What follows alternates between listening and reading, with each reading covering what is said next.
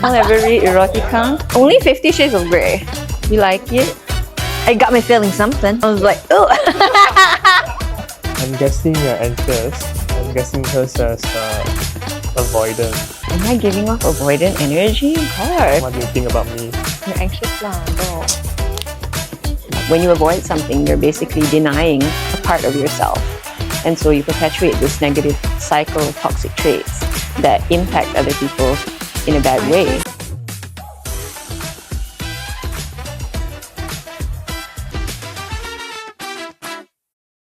Welcome to Bloom&Banter, where we navigate complex topics about female sexual health.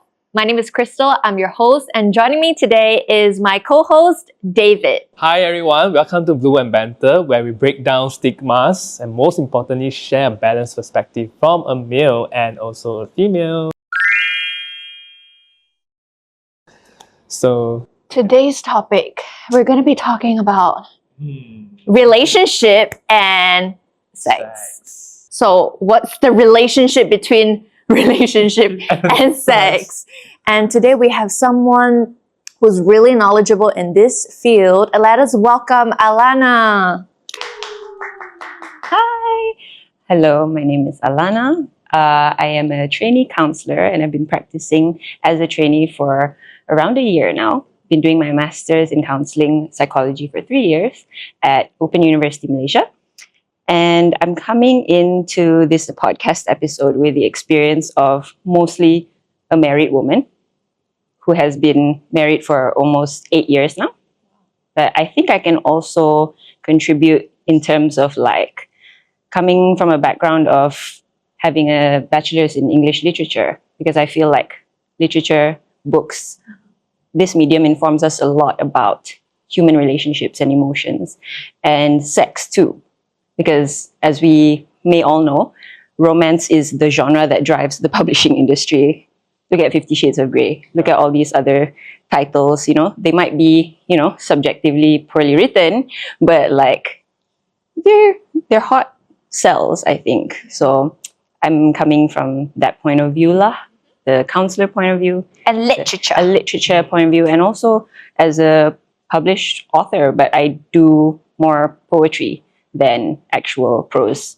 I do some creative writing as well, where I explore personally sexual trysts and fantasy in fan fiction. Wow. So what's that called? Erotica. erotica. Why you today the face is like Y'all ever read erotica? Only 50 Shades of Grey. You like it? It got me feeling something. Okay, yeah. I was like, oh. A lot of times when we talk about sex, it is heavily involved with emotions.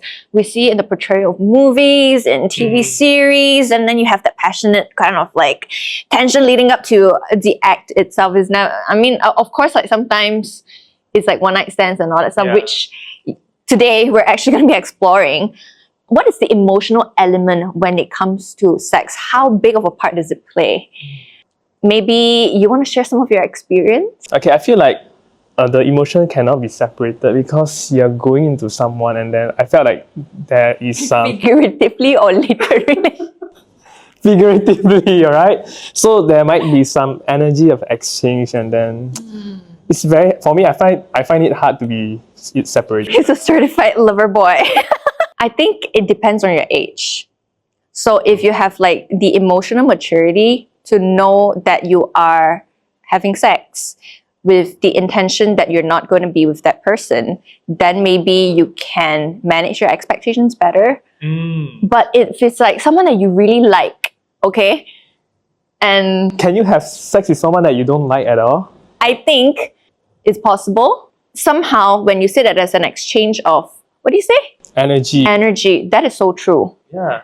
Really, because you bring some parts of that person's energy back with you. Regardless, you just think that this is an activity. But I think it's really important, firstly, your age. Secondly, the context as well. If you have already been deeply in love with that person, like have a crush on that person for the longest time, and it is a one-night stand, of course, it will not just be purely a one-night stand, because things that, you know, culminated to that act itself involves a lot of emotion. Let's hear from the expert herself. First of all, I'd like to comment on both of your opinions. They're both correct, like right and wrong in a certain way. Age might inform us, for example, based on our psychological maturity, right? And how we can separate our emotions from the intention that we come into the sexual act with. So, yeah, there's one point of view. But also, I do agree that sex and emotions cannot really be separated, because you as a human, can you be separate from your emotions? Not really, right? Unless you are super stoic. But even then, that's a form of emotional repression, I think. But there are people who had sex and then they're like, they don't even think anything about it. And I'm saying like generally, perhaps it could be more of like the male, yeah, applies to the male population more than the females. Like for them, it's just kind of like to get off, you know, to do the deed. Like, So I do want to just point out, according to this study, casual sex, we're talking about casual sex, not relationship sex, or long-term relationship sex. People reported in that survey or that study that they had unanimously more positive experience from casual sex. However, in the short term, there was reports on short-term mental health declines, especially in women. Yeah, so I believe that because women are known to be more attuned to their emotions because of how we're socialized, whereas men are meant to be socialized as more domineering and, you know, masculine, whereas we represent the feminine energy. So I think that explains why there might be a decline in mental health well-being in the short term after a casual sex encounter, because we keep thinking about that person like, oh, why didn't they call me back? Or like, what did I do wrong? why you so loud? I think so. No, I heard a lot of story like that. So what's your take on this particular data point, right? So what you just mentioned is that I think the mental health decline generally applies more towards the female population because just of the feminine energy that it is.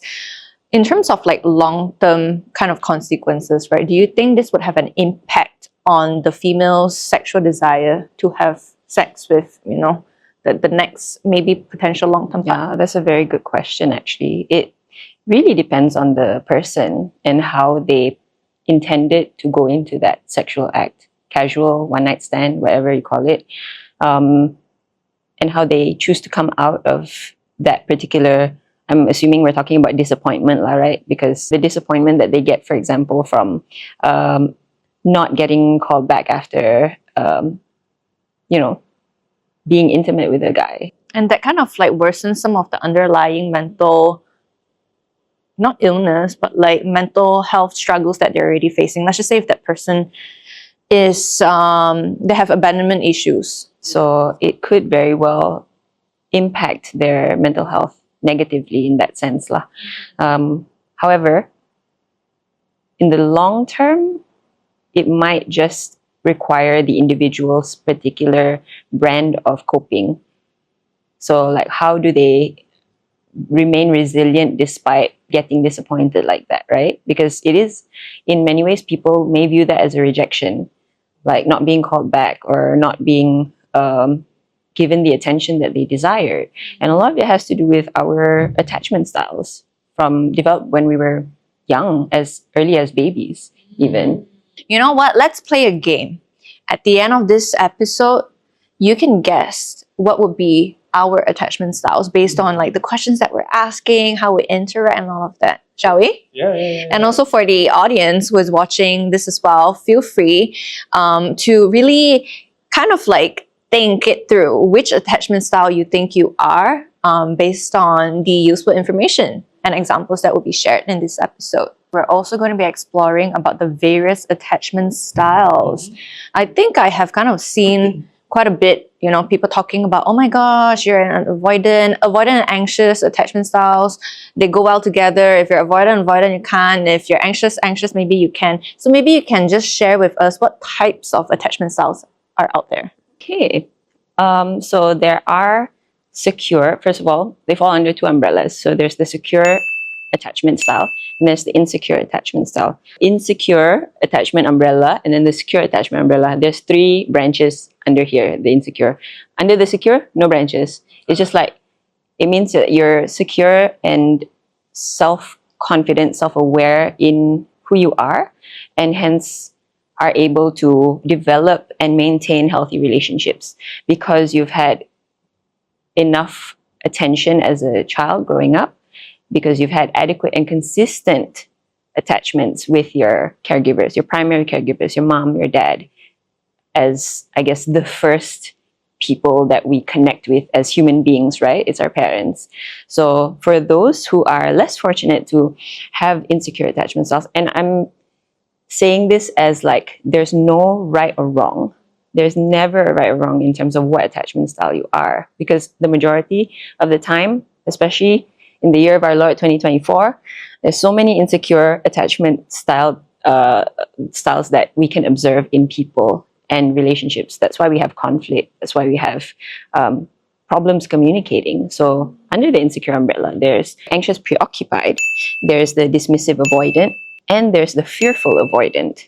So let's start with anxious preoccupied.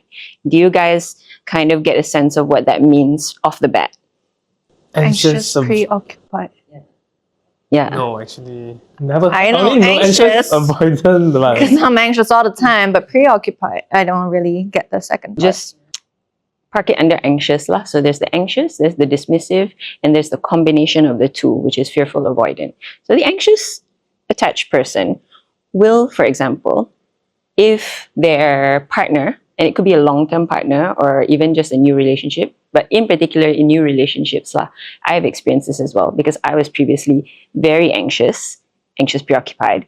Previously, I would normally feel very anxious when my partner, now husband, would reply me late and my messages, and I would be like thinking all sorts of possibilities.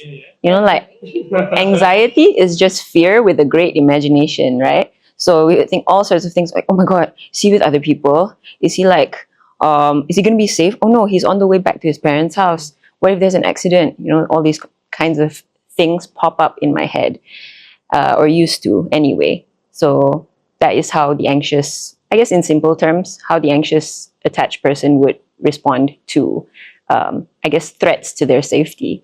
Whereas the avoidant attached person will do the kind of the opposite, which is like they would be the one not replying you or they would be the one like ignoring your messages because maybe you're talking about feelings and it's too much for them. So yeah, in simple terms, we can categorize these two. And then the fearful avoidant is like a combination of two. So you show traits of the anxious and you show traits of the avoidant.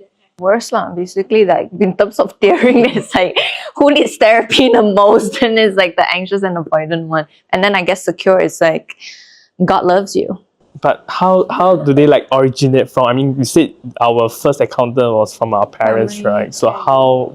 This is how they form their attachment style. So as kids, right? Let's give an example of a mother leaving the baby to attend to housework. So baby is crying. So baby cries for 1 hour, mother doesn't come back. Baby cries louder. For the avoidant attached person, mom goes to do housework, baby cries for 1 hour, mom doesn't come back, stops. Because they have considered that, okay, I cannot rely on mom coming back. Whereas the anxious attached baby will be like, mom, please come back. Please, I need you to come back. Because that's their safety net. So even for baby, this already like starts developing already. At least in how I was raised, my mom used to say that, oh, you know, I just leave you to cry because we cannot give our children too much attention that will make them dependent on us. I can relate that because last time when I was always had to go to tuition classes, my mom would just like drop me and then I would be crying. And then you just cried. I just cried. Yeah. And then my teacher had to drag me from the car to the tuition. So I was like super traumatized. Now that we have kind of like understand a little bit more about the different attachment styles, in a way, these are toxic traits lah. Okay, so you will be very easy to show these toxic traits, especially in a relationship and when sex is involved. What are some of the ways that people have used sex in order to get what they want, to kind of like soothe the inner baby inside them that has these attachment styles issues? For example, let's just say someone who is anxious.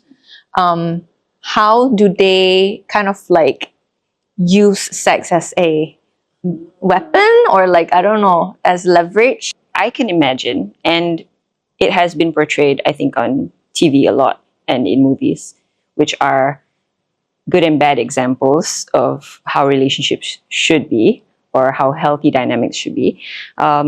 People can use sex as a tool to control or manipulate others. From the anxious perspective, maybe in terms of like not wanting to be left behind. But in those cases, they're just afraid, I feel. They're afraid and they cannot communicate how hurtful it could be to be left behind by someone and how much that person matters to them. Or it could just mean that that person represents something that they're lacking, like connection with their parents, their father, their mother. And to be left by your partner is like being left by your parents all over again. How about an avoidant person? If an avoidant person were to use sex as a form of control or manipulation, I think it would be around the same vein, like to avoid deeper seated or deeper rooted issues. In that case, like my parents didn't provide me the care that I needed. I was continuously disappointed. So the adverse of it would be like use sex to just get it out of your system and then leave or avoid, because cultivating a relationship with that person, it may cost too much for them. It's a lot. It's an investment, right? So these are the fuckboys. I don't know. I cannot Isn't speak it? That's for the the stereotypical fuckboys. fuckboys where like they just, you know, go one to the other because they don't want to confront with their feelings. They don't want to start a relationship because they're not capable of processing any emotions. Like right after the act, yeah, it's a done deal. A lot of the time, avoidance is the root cause of all disorder, and I don't mean Wow. like mental. I don't mean like mental Calling everyone disorder. Disorder as in no order, like, you know what I mean. So yeah, when you avoid something, you're basically denying a part of yourself, and so you perpetuate this negative cycle of toxic traits that impact other people in a bad way. Basically, hurt each other lah. Like you're hurting yourself when you hurt other people too, but you don't see that, because the level of self-awareness is just not there, maybe, or hasn't developed fully. For people who are currently watching this, that they might self-identify themselves as anxious, and they see themselves, you know, having that kind of pattern of wanting someone to stay, hence they are using, you know, sex as an offer for someone to stay. How do you actually help them navigate? I would typically help the client by guiding them towards self-discovery, because sometimes we seek what we lack or what we're trying to push away within ourselves in other people. So for instance, in the anxious person, they're finding ways to complete themselves most of the time. And this is what I've observed lah. It's like, you know, you complete me, but actually I complete me. Yeah, I complete myself first. You do have to have a certain self-belief or a level of awareness, self-assurance, and self-understanding to be able to be okay with whatever consequences happens, even as an anxious, especially as an anxiously attached person. Yeah, you have to get all the energy out, but at the same time, like, understand that it's not your fault that these things happen, but what is your responsibility in it? Yeah, I guess to a certain extent, this applies to both anxious and avoidant, right? Regardless what would be your attachment style, at the end of the day, you have the locus of control, right? You have the ability and the responsibility to control what is happening with your life. The self-awareness, I think this is where people are not really familiar. Like, how do they even start identifying or start reflecting? You know, it's like the starting point. They don't even know that it's an issue. They just feel like they're always treating the symptom. Yes, correct. Your thoughts actually control your emotions, and then which inform your behavior. So it's like a triangle. Emotions, Yes. actions. Yes. CAB. In other words, cognition, affection, and behaviour. So affection is just feelings, and behaviour is your actions lah. So your thoughts, cognition, inform your feelings, inform your behaviour. So in understanding that, and in noticing your patterns, like for example, Why is he not replying me within 5 minutes? why is he not replying me within 5 minutes? Like, He oh my usually god, does in 3. yeah, he usually does in 3. I hate myself, or like I must have done something wrong. Maybe I'm fat. Stuff like that. It becomes very negative and irrational. So catch yourself doing that. Please catch yourself doing that. Wait. So when the action of doing that, it has already reached behavior. If it has reached behavior, notice lah what behavior. So it means we're gonna go behavior, then we're gonna go to the affection, to identify the feelings first. Then after that, only we go back to the thoughts, like why? Why am I It thinking can this? be in the other direction too. Depends on who you are as a person. Do you notice what you're doing first, or do you notice what you're feeling or what you're thinking first? Good point. Feelings, actions, or thoughts? Which one do you notice first? It used to be action, but right now it's always thoughts now. Like before I do something, I would think, like I will pause 2 seconds. Wait! Okay, yeah. So I would say it's my thoughts now. So it comes to maturity like this. Yeah, I think self-awareness lah. Before I do something, I'll take a 5-second pause. I just recollect my thoughts and then. That's also called mindfulness. So just now earlier you mentioned about 50 Shades of Grey, and it has amassed, that insane popularity worldwide. And it's actually about BDSM. So do you think that BDSM itself has something to do with one's attachment style? I think we need to separate the act from the intention, right? So BDSM in itself is not a negative thing unless there is no consent.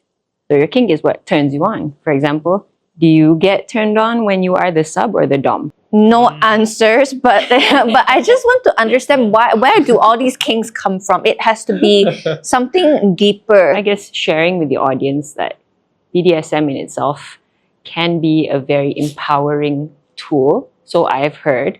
Yeah. But yeah, I think just trying to understand where do all these kinks come from? Yeah, from like a psychology point of view, because kinks, they don't just exist out of a vacuum. Look at what your ethics is. I think that should be the grounding point lah. Like, what are your principles? What are you open to in terms of satisfying yourself, but also satisfying your partner? So we can definitely say that Christian Grey might be avoidant, whereas Anastasia is probably the anxious one. But then that's reality. That's the reality of things. Anxiously attached people gravitate towards avoidant people, vice versa. And sub people gravitate towards dom people. Yeah. And there are verse people too, so people who can switch roles. So basically, BDSM is like role play. So whatever floats your boat and your partner's boat is what matters lah in this case. I draw the line when it comes to harm. So like, do no harm unto others or yourself in a relationship, in my opinion lah. So consent needs to happen, or can happen, at every step of the way. And what you just mentioned is people psychologically, people actually find joy. Is it joy? Like the excitement when you are being the dom or you're being the sub itself. Correct. So it's definitely a lot more than just like how we feel on a surface level. If we go into a deeper level, It all depends on how you're socialized, how you're conditioned, the friends that you hang out with. What kind of things do they watch, like, or what have you been introduced to at a very, impressionable age? I guess don't address our basic needs early. For example, one of our basic needs is not only survival, fun, freedom, it's love and belonging. That's the number one thing that we're looking for in life, actually. And that informs how we look for sex. Movies itself didn't represent to me something that had a moral story towards the end.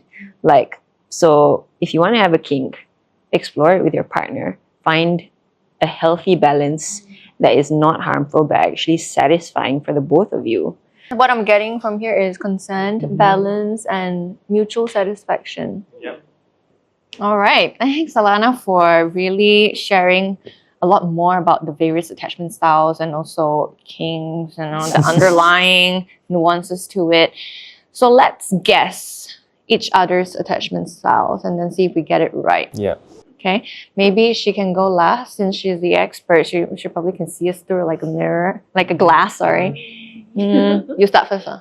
I'm guessing you're anxious. I'm guessing hers as avoidant. What do you Okay. think about me? You're anxious lah, bro. That's why we are together. I think you're secure.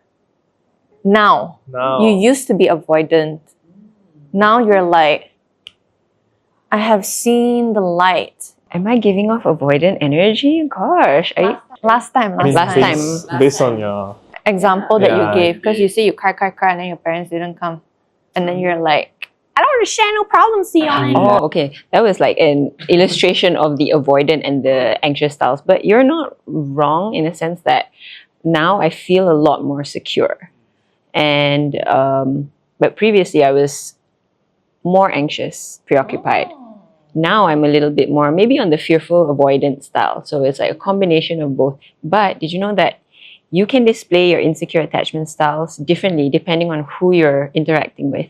And this applies to any relationship. It can be friendships, it can be like family members, it can be your partner itself.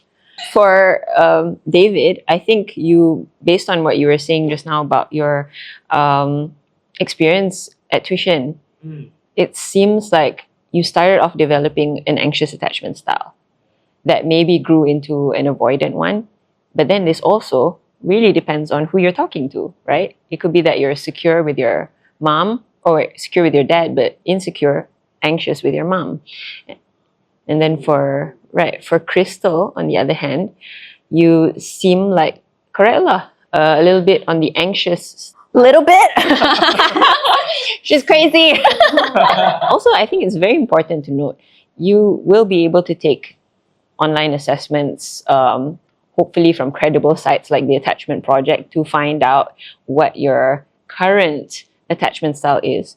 But it may evolve over time, like how I previously used to be very anxious, preoccupied, but now I'm a little bit more secure in my relationship with my husband and my parents because of the growing self-awareness that's going on inside me. And perhaps now you guys are more secure in the attachment with your parents or even with your partners. So attachment styles evolve, but also note that we are not our attachment styles. We are not our mental disorders. We are not our, cognitive distortions. These are all just a part of us. But also note, do it with the guidance of a therapist, because a lot of the time when we take these personality tests and these attachment style tests, we blow things out of proportion. So now that we have kind of like identified the ingredients in this fried rice dish that we're about to cook, how do we actually implement it, which is through effective communication, right? How do we communicate with your partner, telling them that I think I may have this kind of attachment styles, I have these kind of boundaries? What would be the most kind of like, not subtle, but like a seamless communication? Yeah, to bring it up. Let's not lie. This can be an uncomfortable topic to bring up for many people, and especially for avoidant people. I just send her the reels. Aiya. Is it sending reels? Let's not bash any let's not bash any attachment style people, but rather move away from the attachment style, because a lot of the times people will come in feeling either dissatisfied or satisfied with their life, and especially with sex. And this is in the context of therapy. So they're feeling dissatisfied with their sex life. It gets frustrating and they can't communicate it to their partner. So what happens? Maybe they solo sex more than they have intimate connection. Then masturbate or you Yeah, cheat. nothing wrong with masturbating. Do you think there's something wrong with masturbating? Don't think so. Okay, that's good. When your partner is not up for it, you're not gonna disregard your basic needs, right? Because it is a basic need. You need to have an orgasm sometimes because it is a physical release. It's like crying. Sometimes you need to cry. Maybe you can ask him why. Approach the conversation with an air of curiosity rather than judgment. Because when you approach it with judgment, you make the other party feel bad and they will become even more closed off. So if you're curious and kind, as well as open to understanding their point of view and seeing how you can meet halfway, then they will be more open to being vulnerable with you. And you can also invite them to do that by being vulnerable yourself. Like, say to them, I feel like we haven't done it in a while and I feel disconnected to you. Like, it's a lot of I's, right? I statement instead of like, you don't have sex enough with me, or like, you haven't been going down on me enough. That's very accusatory and nobody likes when people point the finger at them. Yeah, or like, I haven't been receiving the love that I need physically. And sex is a very intimate, emotional connection. Many people are so used to skirting around the issue, like beating around the bush, when we can just go direct to the point, but in a way that the other party will be able to receive lah. But ask first lah, because we don't want to jump to conclusions. That's also like an unhelpful pattern of behaviors, jumping to conclusions. We want to be able to first get the other person's insight. So what if someone uses libido as an excuse to not have sex in a relationship because of like the work stress, you know, this and that, like, and in a way it has affected the relationship? I would encourage, like, if that partner is having work stress and is using the libido as not really, maybe not even an excuse, but just like, this is why I cannot perform tonight, then take their word for it and explore a little bit more. Like, how can I help you to, you know, make you feel better? Or how can I help you to up your sex drive if you need that from that partner? Sometimes it just depends on their physical health too. Is it true? As a male? Yeah, I think that if you do a lot of workout and you're more fit on the bed. Yeah, Actually affects your Definitely. for sure. Definitely. Yeah. The minute I started working out like 5 times a week 3 or 4 years ago, I really felt my libido shoot up, like it skyrocketed. And so I couldn't possibly ask my partner to be like, have sex with me every day, please, because his libido is so different from mine. And I need to respect his boundaries. But that doesn't mean we don't have fun in different ways. Like, we don't connect emotionally first. Because building that emotional and psychological foundation of friendship and camaraderie and companionship and love, that is what really fuels and creates a lot better sex, I feel. Like, your sex will be so much more satisfying. Number one, if you're self-aware, you know what you like, you can be assertive about communicating it to your partner, and your partner is receiving it well. I think like for the person who is feeling attacked, after the cool down period, right, you should actually think where the person is coming from.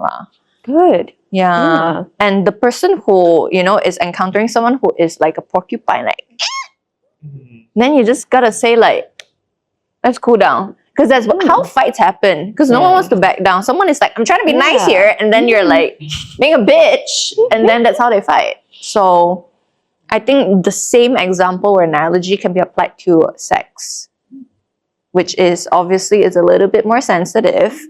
So know when to back down, know when to exit the conversation and bring it up for another Exactly. time. And in that context of sex itself, it's even riskier because it's a physical interaction. It's not just a verbal argument. It's a physical interaction that might end up hurting someone. Even, you know, like obviously hurting someone. Always been curious to actually try out therapy session, right? But I find that for men, seeking help in therapy can be viewed as a weak person. So Alana, can you tell us, is it actually okay, or do you have this kind of male client, you know, trying out therapy session? Actually, that is largely how a lot of people view therapy in Malaysia. Even today, we're making strides though.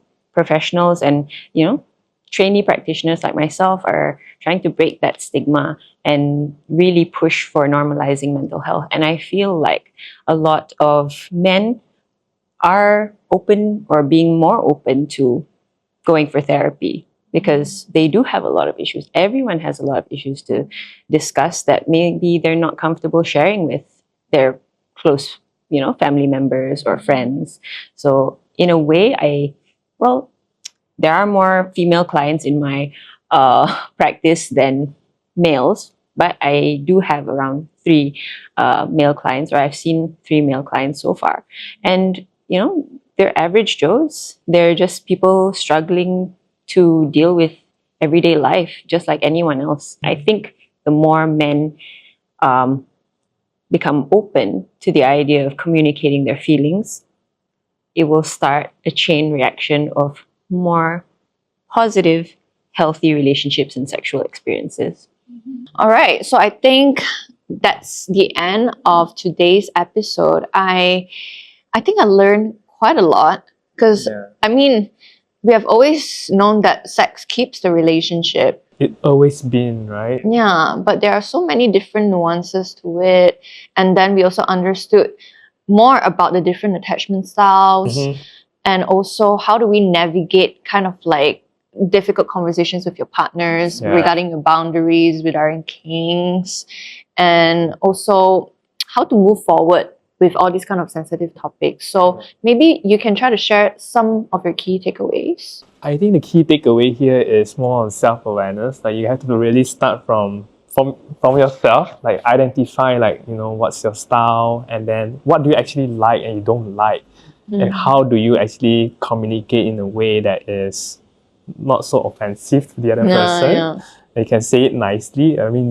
Not to say to sugarcoat it, but most importantly is to be honest with what you're saying. Because I find like a lot of times where these things happen is always lack of communication, or they don't communicate properly and honestly, and that's where things happen. So identify your style, and most importantly, be honest with yourself and with the partner.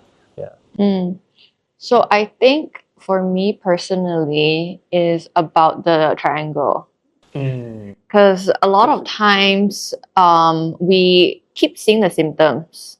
Why do I act like that? Which is the behavior. But how is actually because how you form your thoughts, which affect how you feel. And why do you feel so emotional all the damn time is because you're not thinking right. So it's like important for you to rewire your mindset and your brain. Understandably, because of how our childhood upbringing is, it has caused some trauma. Not like trauma, I don't want to use that word, but like caused some like the way that you're thinking in adult years. But it is also your responsibility to address and unravel these kind of like complex feelings that you're feeling constantly on a daily basis. And in the context of relationship, I think this would be shown even more obvious because you're comfortable with your partner.